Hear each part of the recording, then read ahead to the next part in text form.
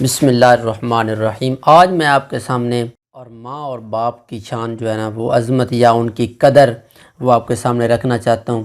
وہ کیسے کہ آپ دیکھیں، آپ لوگوں کے والدین، ہمارے والدین، تو دیکھیں انہوں نے ہماری خاطر کتنی قربانیاں دیں، کتنی تکالیف برداشت کی کہ بندہ زندگی کے اندر اپنے والدین کو، اپنی ماں کو 40 عمرے کروائے، 40 حجیں کروا لے، 40 اس کو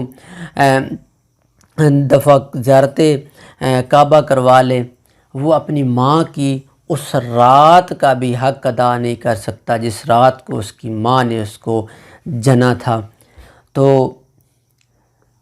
یہ ہے ماں کے لیے کہ ماں وہ ماں ہے۔ میرے نبی صلی اللہ علیہ وآلہ وسلم نے فرمایا کہ میں اگر فرض نماز پڑھ رہا ہوں تو میری ماں مجھے آواز دے تو میں فرض نماز چھوڑ دوں گا، میں اپنی ماں کی بات پہلے سنوں گا۔ یہ دوستو میرے نبی کا فرمان ہے۔ اگر اللہ کا پیارا حبیب، کائنات کا دلہا، جو نبیوں کو بھی امامت کروانے والا نبی، یہ بات کرتا ہے کہ میں فرض نماز بھی پڑھ رہا ہوں اور میری ماں مجھے آواز دیتی تو میں فرض نماز چھوڑ کے اپنی ماں کی بات پہلے مانتا۔ تو ساتھ میں انشاءاللہ نیکسٹ ویڈیو میں مزید وضاحت کریں گے۔ ابھی میں آپ کو ساتھ ایک اور سوال ہے، میرے پاس سوال آیا کہ سوال یہ آیا کہ ماں کے قدموں تلے تو جنت ہے۔ سمجھ آ رہی نا کہ باپ کے قدموں تلے کیا ہے؟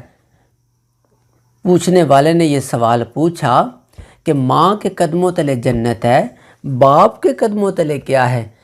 میں نے ایک بہت ہی اعلیٰ اور ایک بہت ہی عقل مند آدمی کی بات کو دہرانے لگا ہوں۔ میرے ذہن نشین وہ بات تھی۔ میں نے کہا ماں کے قدموں تلے جنت ہوتی ہے، باپ کے قدموں تلے وہ پھٹا ہوا جوتا ہوتا ہے جو میرے اور آپ کے مستقبل کو سنوارتے سنوارتے اس کے پاؤں جو ہوتے ہیں وہ گھسیٹ جاتے ہیں، جوتا ٹوٹ جاتا ہے۔ دن صبح نکلتا ہے، باپ رب کے آسرے پہ نکل جاتا ہے، آپ کی اور میری خاطر مزدوری کرتا ہے، لوگوں کی باتیں سنتا ہے، طرح طرح کی باتیں لوگوں کی سن کے، لوگوں کے آگے جی جی کر کے وہ کس لیے جاتا ہے؟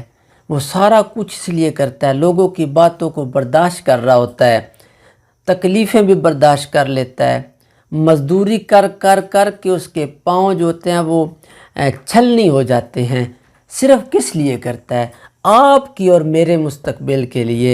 اس کی یہ خواہش ہوتی ہے کہ میں کما کے لے جاؤں گا، میرے بیوی بچے گھر میں بیٹھ کے کھائیں گے اور عزت طریقے سے کھائیں گے۔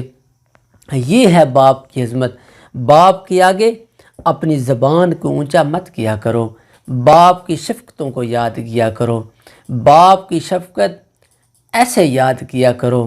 میرے نبی صلی اللہ علیہ وآلہ وسلم کے والد نہیں تھے، آپ کے آنے سے پہلے دنیا سے رخصت ہو گئے تھے۔ میرے نبی کو وہ بات یاد تو آتی ہوگی نا، وہ یاد تو آتا ہوگا، کاش میرے والد بھی ہوتے، مجھے بھی وہ سیریں کرواتے، مجھے وہ کھلونے لے کے دیتے، مجھے وہ کندھوں پہ بٹھا کے لے کے جاتے۔ لیکن اس بات کا فیصلہ بھی اللہ تعالیٰ نے کر دیا۔ یہ میں بات آ گئی، میں آپ کے سامنے وہ پیش کرنا بھولوں گا نہیں، آپ کو بتانا چاہوں گا۔ اس کا بھی فیصلہ میرے رب نے کر لیا۔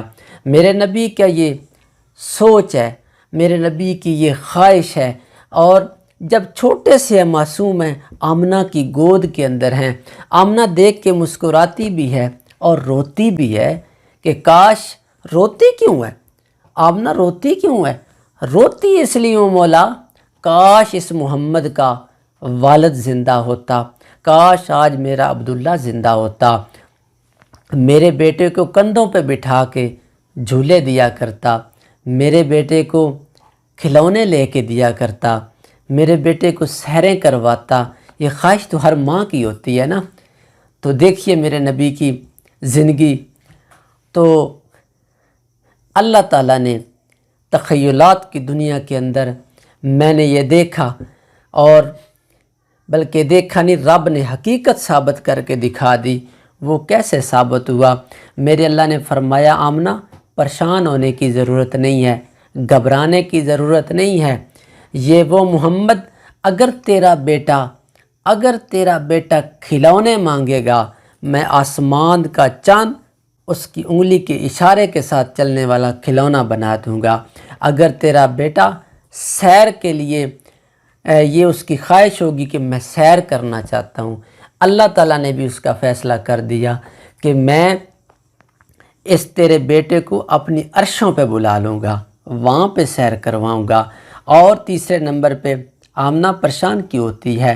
اگر تیرا بیٹا جھولے کے لیے کاندھوں پہ بیٹھنا چاہتا ہوگا، میں صدیق اکبر کے کاندھے پیش کر دوں گا۔ تو دیکھیے ماں کی شفقتیں، ماں کی محبتیں۔ پیارے نبی ابھی 6 سال کے ہیں، چھوٹے سے ہیں، تو ماں دنیا سے رخصت ہو گئی۔ ماں کے ساتھ لپٹ کے میرے نبی کتنا روئے ہوں گے۔ ماں کی شفقتیں یاد تو آتی ہوں گی نا، ماں کی محبتیں بھی یاد آتی ہوں گی۔ نیکسٹ انشاءاللہ میری ویڈیو دیکھتے رہیے گا، میں آپ کو مزید اس کے آگے ڈیٹیل وائز مزید بتاؤں گا۔ مزید دیکھتے رہیے۔ اللہ حافظ۔